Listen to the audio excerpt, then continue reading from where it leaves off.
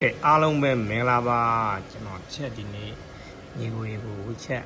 ပြောပြပေးနေတာကျွန်တော်ဒီ H2 မှာပေါ့နော်ရှူတူတူဆိုတဲ့အတန်ဘာကြောင့်ထွက်တာလဲဘယ်လိုမျိုးထွက်တာလဲဘယ်လိုမျိုးကောင်းတာလဲပြီးတော့ H2 ရဲ့ဒီအနေထား quality အနေထားပေါ့နော်ကျွန်တော်ရှင်းပြပေးမယ်အမှတ်1ပြောချင်တာဒီ H2 ကဗျာသူက engine ဖွဲ့စည်းတော့ဘောဟိုဟာလေးစစ်စံဟိုကအရင်မရှုပ်ထွေးဘူးပေါ့နော်ပေါ့ပါလေးရှင်းလင်းလေးပဲပေါ့နော်ပြောချင်တာလွယ်ကူတဲ့ထဲမှာပါတယ်ပြီးတော့ engine မိုင်းလည်းလုံးဝ easy ပဲပေါ့နော်ဒီ wiring ကလည်းလုံးဝ easy ပဲရန်ပေါ့ပါထဲမှာပါတယ်ပြောချင်တာ BN တို့ဒီကွာဒီယူလို့မရှုပ်ထားဘူးပြင်အားပြရတာလွယ်တယ်ပေါ့နော်နောက်တစ်ခုကကြတော့ body assistant ကလည်းရှင်းလေးတော်တော်လေးကိုရှင်းပါတယ်ပေါ့နော်ပြောချင်တာဒီကောင်းမှာစားသွားတာခုနပြောတဲ့ super cha ပေါ့နော်cha မှာလည်းနှစ်မျိုးရှိတယ်တာဘူ cha နဲ့ super cha ဒီကောင်းကျတော့ super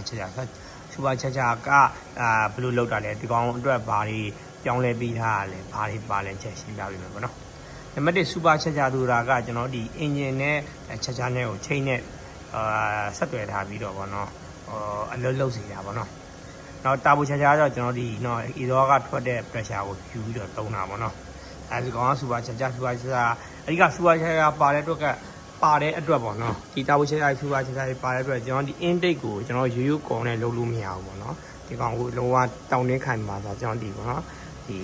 ဥမာတန်နဲ့နောက်တစ်ထူအဆင်ပြေတာပေါ့နော်အဓိကပေါ့လေးကောင်းလေးပေါ့နော်အဲ့ဒါနဲ့ပြုလုပ်ပြီးမှအဆင်ပြေတယ်ဒီ intake ဆိုတာဒီ intake အပေါ်ဖုံးရောဒီ drawable ကိုဆက်သက်ထားတဲ့အရာတွေအကုန်လုံးကိုများတနောက်တင်ရှိမှကျွန်တော် super cha နေပြီးဝင်လာတဲ့လေကိုတောက်ခံနိုင်စွမ်းရှိမှာပေါ့နော်မဟုတ်ရင်တော့လက်ကုန်ပါလက်ကုန်ပြီးတော့တော်တဲ့ဝင်ကုန်ရင်မာလကီယာတွေဖြစ်ကုန်မှာပေါ့နော်super cha အလောက်ကရှင်းရှင်းလေးသူကကျွန်တော်ဒီတော်တဲ့ကိုပျော်တဲ့ကနေတဆင့်ကျွန်တော်ဒီ engine လေးဦးပေါ့နော် pressure နဲ့ဖိသွင်းတာပေါ့နော်အဲ့ကောင်ပါတဲ့အတွက်ဒီကောင်ကခုနပြောလို့ပေါ့နော်အရန်ပြကျွန်တော်ဒီ RPM အမြင့်နေမှာအရန် pressure များ RPM မြင့်လာလေ pressure များလာတာကိုတောက်ခံမှုအတွက်ကျွန်တော်ဒီ Eglina ပေါ့နော် Eglina ရောပြီးတော့ Eglina တော့ကျွန်တော်ဟိုဘက်မှာပါပေါ့နော်ဒီ Eglina အိမ်ပေါ့နော်အဲ့လိုပြောရမယ်အဲ့အိမ်ကြီးကိုကျွန်တော်ကတောင်းနှင်းခိုင်မှာဆိုတာပြုလုပ်ဖို့လိုတယ်နောက်ပြီးတော့ဥပမာပြကျွန်တော်ဒီနောက်တစ်ခုပြောချင်တာဒီ blower ပေါ့နော် blower သူက2မျိုးပါတယ်ဒါက blower ဆိုတာဒါက manual ပေါ့နော်ဒါ blower ပြီးတော့နောက်တစ်ခုကကျတော့ကျွန်တော်ဒီ blower အသေးလို့ခေါ်တဲ့ line bar ပေါ့နော်ဒီကောင်လေးအဲ့ဒါမှ socket လေးနဲ့ပေါ့နော်အဲ့ကောင် line bar ဒါပေမဲ့ blower သူ့ရဲ့လုပ်ငန်းလုပ်ဆောင်ချက်ကလည်း blower အတိုင်းပဲပေါ့နော် blower ဆိုတာကခုနပြောလာတဲ့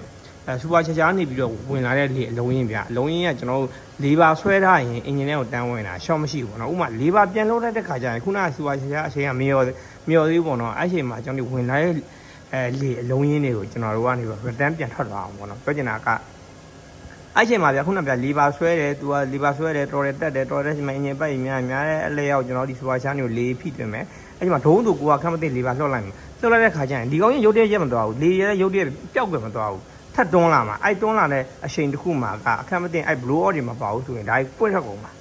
ကုန်မှာတော်တယ်ဘားတွေလစ်ကုန်မယ်တော်တယ်ပုံမှာပါတဲ့လေတကားတွေလစ်ကုန်မယ်အင်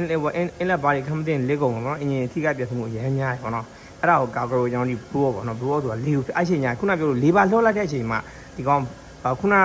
ထွက်လာတဲ့လေ pressure ကိုပြောင်းလို့ပြီးတော့ဘားဖွင့်ပြီးတော့ညနေပြီးပြန်စီးရပါတော့ဟိုဘက်ကျွန်တော်ဒီတာဘူ cha ရဲ့ဟိုအဝင်ဘက်ကိုပြန်စီးဆင်းပြီးမှာပေါ့နော်အထိုးလေးကပဲကျွန်တော် blind bar လို့ခေါ်တဲ့ဒီ blower အသေးစားလ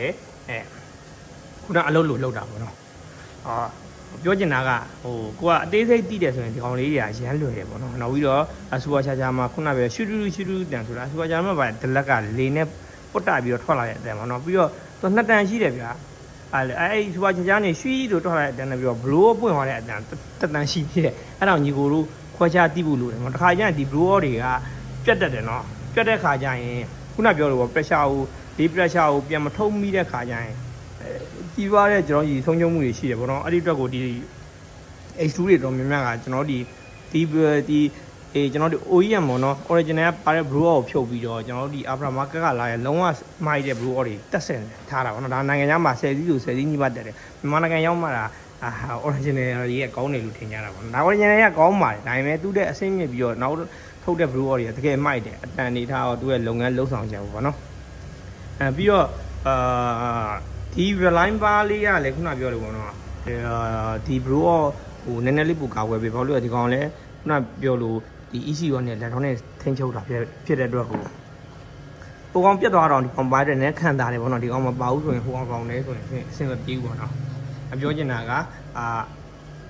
စူပါချာချာရကစူပါချာချာကြီးပဲကောက်တက်လို့မရဘူးပေါ့နော်စူပါချာတက်မယ်ဆိုရင်ကျွန်တော်ကားဒီမှာဆိုရင်ကျွန်တော်ကားဆိုကျွန်တော်ထိုင်ဖို့အစီအစဉ်ရှိတယ်ပေါ့နော်ကျွန်တော်ကားကြတော့ဒီတာဘိုချာချာပဲထိုင်လို့ရမှာအဲ့လိုပေါ့နော်ဒီကောင်စူပါချာဖြစ်တာဘိုချာထိုင်မယ်ဆိုရင် intake ကိုကျွန်တော် intake ပြောင်းဖို့လိုတယ်ပြီးတော့ခုနပြောတဲ့ဝင်လာတဲ့လေကဒီနားတစ်စစ်ကွာဒီနားတစ်စစ်ကအနှဲငယ်ပူမှာအဲ့ဒီမှာ intercooler ဆိုပြီးကားတွေမှာထိုင်ထည့်တာပေါ့နော်ဒီ intake နဲ့ဒီချာချာကြားမှာ intercooler ဆိုရေတိုင်းရှိမှာထိုင်တာ